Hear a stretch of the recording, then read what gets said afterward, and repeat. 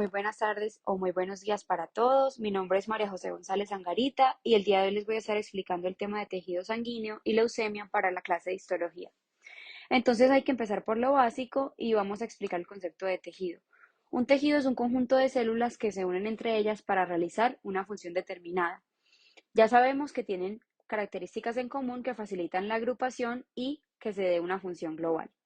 Ya hemos conocido varios tipos de tejidos, como son el epitelial, que sirve como una barrera selectiva para revestir o tapizar superficies. También conocemos el tejido conectivo, que entre sus funciones está permitir el flujo de sustancias, mantener una vía de conexión entre varios tejidos y dar soporte. Este último tejido se puede clasificar de tres formas, como ya aprendimos. Está el embrionario, el propio y el especial. El tejido sanguíneo hace parte del tejido conectivo especial y se encuentra en el espacio extracelular. En base al anterior, entonces, podemos decir que la sangre es un tejido de tipo conectivo especial compuesto por elementos formes, como se puede apreciar en la imagen, cada una de las células, los cuales están suspendidos en una matriz extracelular, que es una característica propia de este tipo de tejidos. Y además las células están separadas o tienen bastantes espacios entre ellas, que es otra característica. La matriz extracelular del tejido sanguíneo tiene un nombre especial y es plasma, y está compuesto en un 90% por agua y en un 10% de proteínas, como lo son el fibrinógeno, el LDL y otras proteínas. Y también contiene iones y lípidos.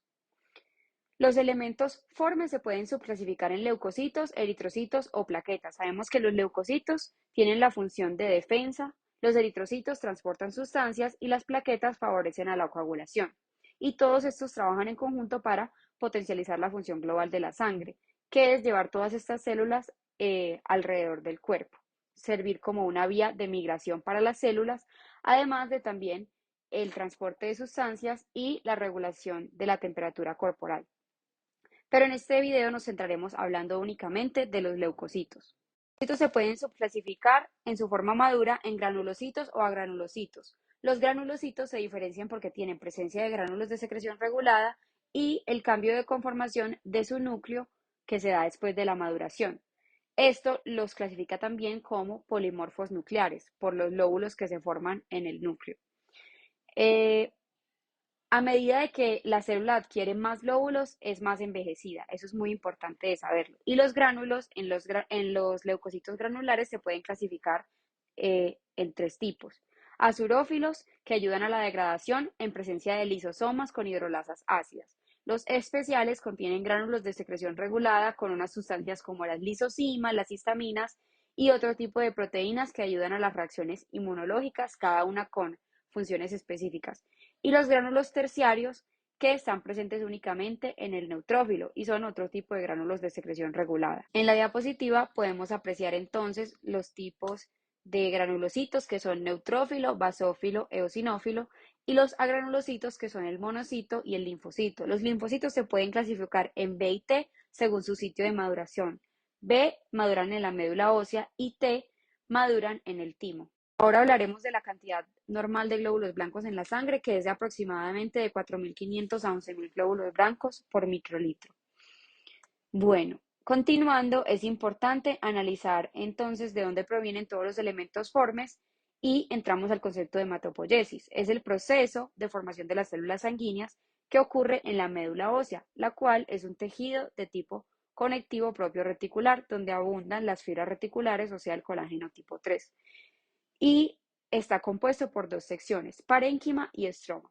El parénquima es la parte activa donde se producen cosas y el estroma es la parte que da soporte. Entonces, especifiquemos los componentes de cada uno. El estroma medular está compuesto por vasos sanguíneos, sinusoides venosos, que son unas secciones dilatadas y permeables de las venas. Tiene también células reticulares, células mesenquimatosas y un macrófago medular específico. En la imagen podemos apreciar los vasos como son la arteria nutricia, la vena emiciaria, también tenemos los sinusoides y los capilares en la parte inferior o periférica y también tenemos un diagrama donde se ven las células mesenquimatosas, las células reticulares con sus fibras y las células macrófago. Ahora vamos a hablar entonces del parénquima. El parénquima medular está compuesto por todas las células sanguíneas que provienen de la célula madre hematopoyética pluripotencial, la cual es una célula que bajo los estímulos apropiados puede formar cualquier otra célula sanguínea. Es decir, que el parénquima incluye todas nuestras células, lo que son los eritrocitos, los basófilos, los neutrófilos, etc. En este momento vamos a especificar las características de la célula madre hematopoyética pluripotencial, la cual es una célula con una descendencia muy amplia y es la precursora inicial de todas las otras células. Tiene unas dos células de descendencia iniciales que son el precursor mieloide común y el precursor linfoide común. Linfoide por linfocitos y mieloide por médula ósea. Otra característica es que puede autorrenovarse por medio del ciclo celular, es decir, producir varias células madres sanguíneas, pero no es muy común su mitosis, no es una célula que hace mitosis muy frecuentemente. También otra característica es que sus divisiones pueden ser simétricas o asimétricas. Las simétricas son divisiones de células muy similares que tienen la misma función y las asimétricas son células simétricas que se transforman y se convierten en células diferenciadas para cumplir con funciones específicas, como por ejemplo destrucción de bacterias, destrucción de parásitos, etc. Y por último, una de las características más importantes de esta célula es la presencia de receptores de membrana tipo glucocáliz, como lo son el CD34 y el c-KIT. El CD34 es una célula que ayuda a la madre sanguínea a unirse a otros componentes e interactuar, mientras que el c-KIT estimula la proliferación de esta célula, es decir, que haga mitosis, por medio de unos factores específicos que provienen de las células estromales de la médula ósea, como lo son el factor STIL, es decir, que cuando este factor se une a los receptores del c-KIT, la célula recibe la señal para comenzar a dividirse.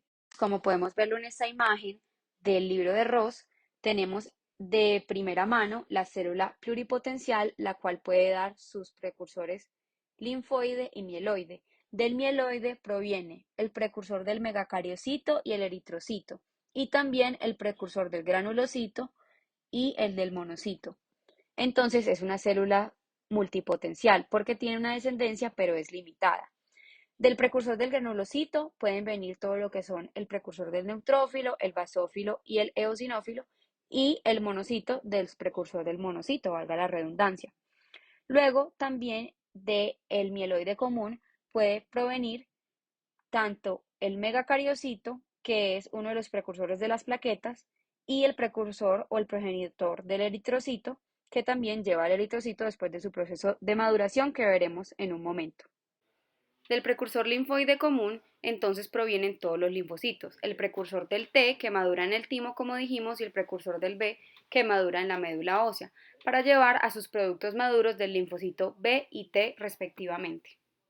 Podemos ver de forma más específica el proceso de producción de las células granulares, que se conoce como granulopoyesis. Entonces sabemos que proviene primero el progenitor granular, luego viene el mieloblasto, después del mieloblasto viene el promielocito, que es cuando aparecen los gránulos azurófilos. Aquí se acaba la mitosis, como lo marca la línea, y luego siguen los siguientes componentes de la maduración. En el mielocito se forman los gránulos específicos, en el metamielocito hay un hundimiento inicial del núcleo y luego viene la célula en banda o encallado, que es cuando se comienza a lobular para llegar luego a la célula granular específica que se vaya produciendo. Como también tenemos el proceso de la eritropoyesis, que es la producción de los eritrocitos, y también tiene unos ciclos de maduración específicos, donde tenemos también, después del mieloide común, el progenitor del eritrocito, después de este, el proeritroblasto, que es una célula bastante grande, luego tenemos el eritroblasto basófilo, que es cuando reduce su tamaño, el eritroblasto policromatófilo, que es cuando la célula comienza a recibir la hemoglobina y su citoplasma ya no se ve tan azul. Después tenemos el ortocromático, que es cuando se comienza a aumentar aún más la hemoglobina, y el reticulocito, que es cuando pierde el núcleo y las organelas. Y ya finalmente el eritrocito maduro, que proviene de la médula. Resaltar que de esta célula solamente el reticulocito y el eritrocito se pueden encontrar en sangre periférica, como en la granulopoyesis solamente se pueden encontrar la célula en banda y la célula granular específica en sangre periférica. Y las células hematopoyéticas pluripotenciales las podemos encontrar en el tejido embrionario, como por ejemplo en el cordón umbilical, en la médula claramente y también a veces en sangre periférica, pero muy escasamente. Hablaremos del segundo concepto importante de este video, que es la enfermedad de la leucemia. La leucemia es un tipo de cáncer de sangre o un grupo de cánceres en la sangre que comienzan en la médula ósea, es decir, el tejido que se encuentra en el centro de los huesos, y lleva a un aumento incontrolable en la cantidad de leucocitos. Por eso la leucemia es un término que significa sangre blanca. Lo que sucede en esta enfermedad es que las células cancerosas impiden que se produzcan eritrocitos, plaquetas y leucocitos saludables, es decir, en su forma madura.